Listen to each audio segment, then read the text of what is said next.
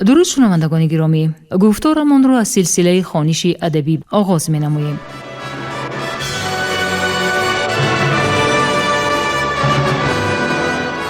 با توجه شما کتاب کسینوفونت تحت عنوان کروشنامه در ترجمه، تحریر، سرسخن و توضیحات دکتر علم‌های فلسفه پروفسور رمضان نظریف در قرائت کارمند شایسته تاجیکستان علیزاده عبدالرشید خوجمقل تقدیمتان می‌گردد. گفتار 78. سلسله مذکور با هدایت و دستگیری اساسگزار صلح و وحدت ملی پیشوای ملت پرزیدنت جمهوری تاجیکستان محترم امامعلی رحمان به چاپ رسید.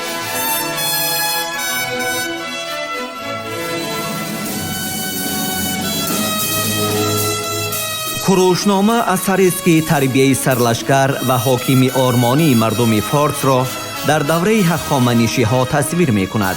آن همچون رمانی تاریخی، ترجمه حالی و دستورنامه اداره‌کنی و راهبری تعبیر می‌شود.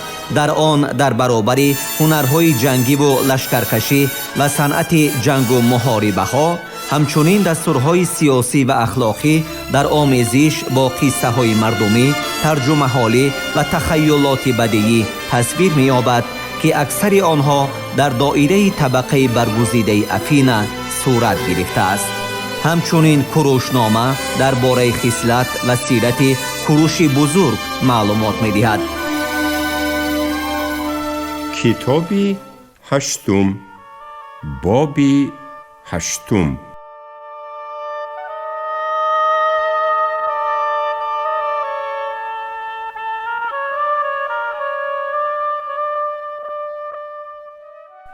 نهایت پیشتر کودکان خاصیت‌های گیاه‌های گوناگون را می‌آموختند تا که مهارت استفاده رستنی‌های نفع‌رسان داشته باشند و از استعمال رستنی‌های ضررآور خودداری کنند.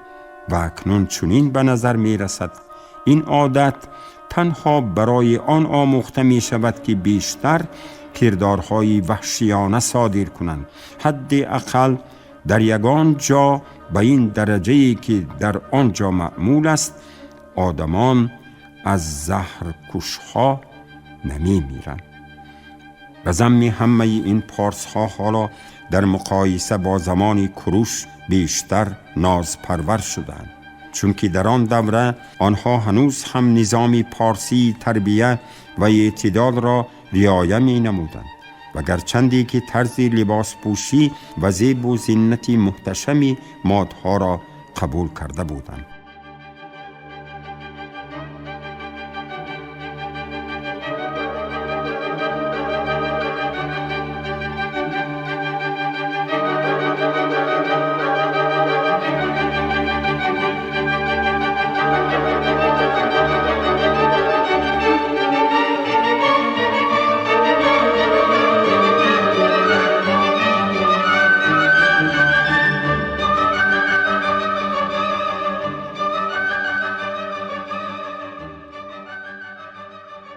اما امروزها باشد آنها با از بین رفتن صبر و تأمل پارسی بی‌پروایانه می‌نگرند و از جانب دیگر نازک طبیعتی را که از مادها پذیرفته بودند با تمام امکانیتشان نگاه می‌دارند.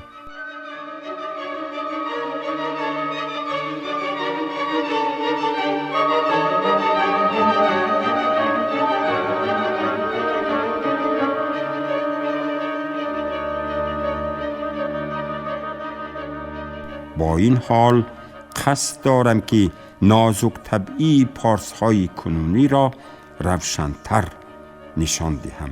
اولاً برای آنها دیگر جایگاه نرم و ملایم کفایه نیست. کت‌هایشان را با پای‌هایشان بالای قالین می‌گذارند تا که این پای‌ها نه بالای فرش گذاشته شوند بلکه در درون این قالین‌ها غرق گردند.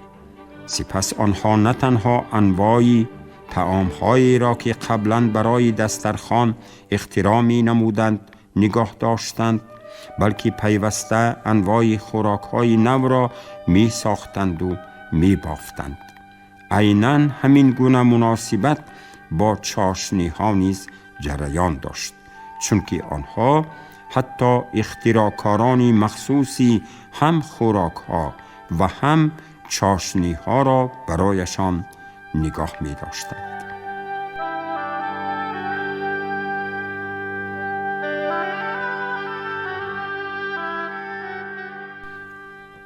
علاوه بر این، در زمستان با کلاه و لباس پوشانیدن سر و بدن و پایهایشان برایشان کفایت نمی کرد. حتی دستان خود را درون دستپوشک های قفس و دستپوش های عادی پنهان می کنند. برعکس در تابستان سایه درختان و یا خرسنگ ها کمی می کرد. آدمانی مخصوصی که در پهلوی آنها می ایستادند و بالایشان به طور علاوگی سایه های صنعی می افکندند. اگر آنها جامهای زیاد می داشتند باعث فخرشان می گشت، اما ذره از آن شرم نمی داشتند که اگر این جامها را با راهی آشکارا قلابی به دست آورده باشند. در رفتار آنها بی‌عدالتی و طمعکاری ننگین تا به همین درجه رشد یافته بود. سپس گرچندی که پیشتر در عادت آنها نیز قاعده رایج بود که خود را در نظر آدمان پیاده‌گرد نشان ندهند، اما حالا این قاعده را به خاطر آن رعایت می کنند تا که به سواره کامل مبدل گردند. امروزها در بالای اسب‌هایشان نظر به متاعها روی پوش‌های بیشتر پرتافته شده است، زیرا آنها بیشتر نه درباره هنر اسب سواری بلکه درباره جای نشستی نرم و ملایم برای خودشان فکر می کنند.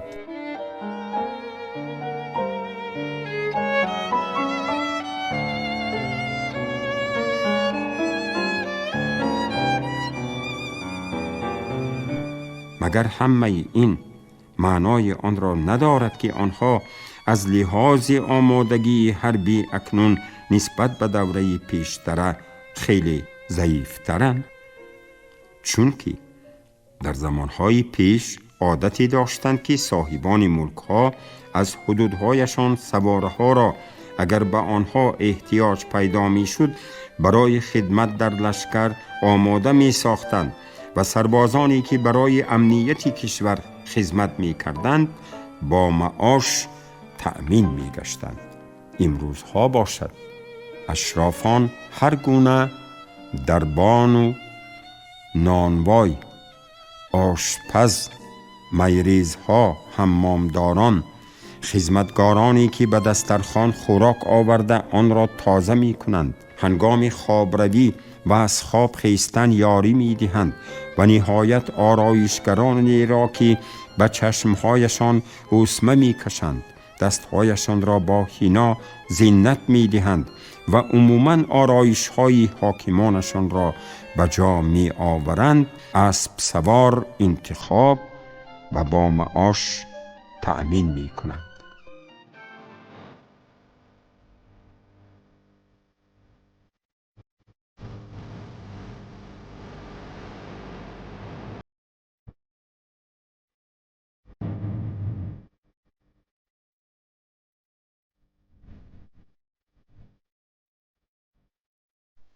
البته شماره زیادی آنها نیز جلب کرده می شود، اما برای جنگ آنها نفعی ندارند.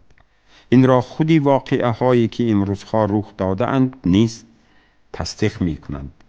در کشوری پارس ها دشمنان خود را نسبت به دوستانشان آسوده تر احساس می کنند. حقیقتا وقتی که کوروش به عادت تیرپرانی ها از مسافه دور خاتمه گذاشت و سواره های و اسبها را با زره پوش ها مجهز ساخته و دست هر کدام سواره ها نیزه داد، برای تکتیک جنگی در مسافه نزدیک زمینه گذاشت، آنها نیز امروزها از مسافه دور آتش فشانی نمی کنند، اما در عین حال به جنگ تن به تن نیز وارد شدن نمی خواهند.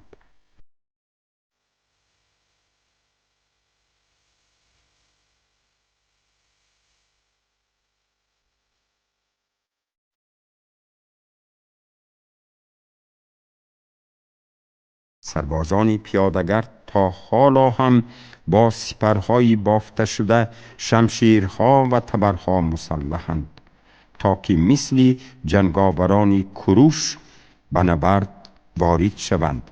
اما اکنون آنها خواهش جنگ کنی را از دست دادند. نهایت فایتون‌هایی با داس‌ها مجهز شده را دیگر باره به آن مقصد استفاده نمی‌برند که کوروش آن را پیش بینی کرده بود.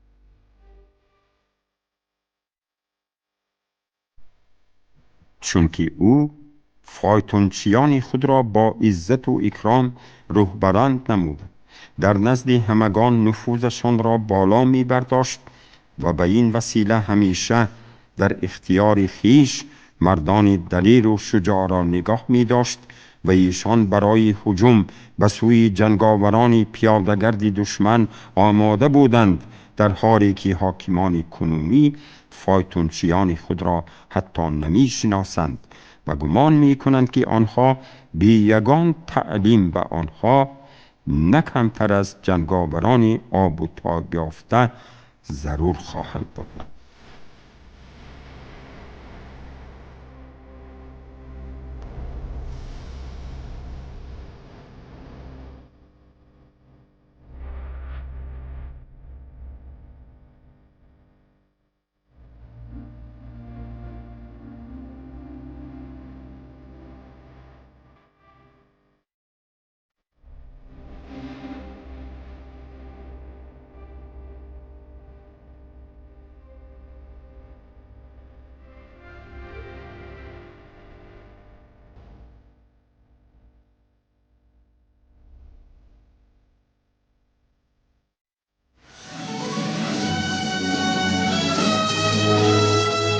کوروشنامه اثری است که تربیه سرلشکر و حاکم آرمانی مردم فارس را در دوره هخامنشی‌ها تصویر می کند.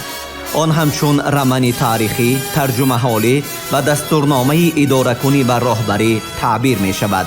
در آن در برابر هنرهای جنگی و لشکرکشی و صنعت جنگ و محاربه ها، همچنین دستورهای سیاسی و اخلاقی در آمیزش با قصه های مردمی، ترجمه حالی و تخیلات بدیعی تصویر می یابد که اکثر آنها در دایره طبقه برگزیده افینا صورت گرفته است.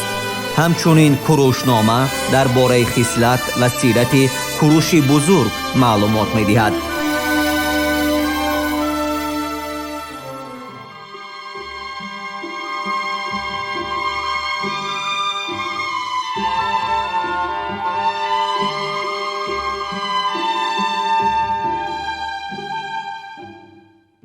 در حقیقت آنها به هجوم می‌شتابند، اما پیش از آن که به صف دشمن وارد کردند، بعضی ها حتی بیرون از خواهش خودشان به زمین می افتند، دیگران باشند خودشان را به زمین می پرتایند و اسبها از سوارهایشان محروم گشته اکثرا نسبت به دشمنان به آدمان خیش ضرری بیشتر می رسانند. واقعاً خودی پارس ها درک می کنند که حالا کدام وسیله های نظامی در اختیار آنها باقی ماندند.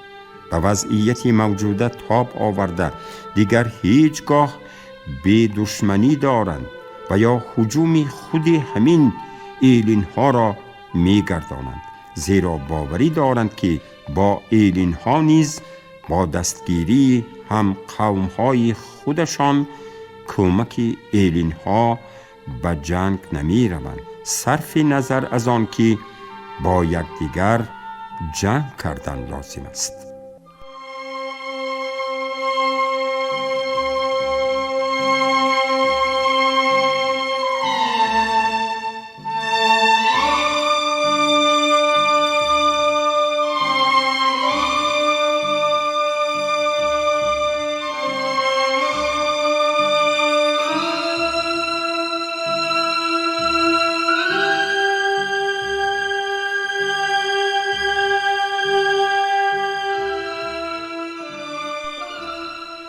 اینک من باوری دارم از عهده وظیفه‌ای که در نزد خود گذاشته بودم پره برآمدم.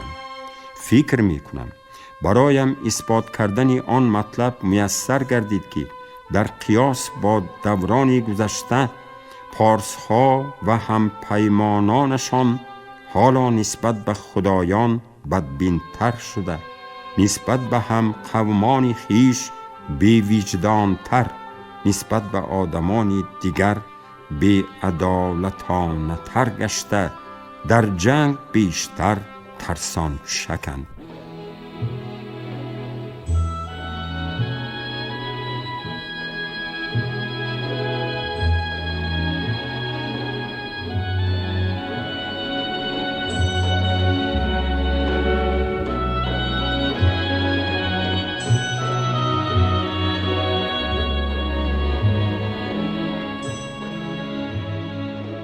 اگر کسی عقیده دیگر داشته باشد بگذار به کار و کردارهای آنها نظر اندازد و در می‌یابد که آنها سخنان مرا پره تصدیق می‌کنند.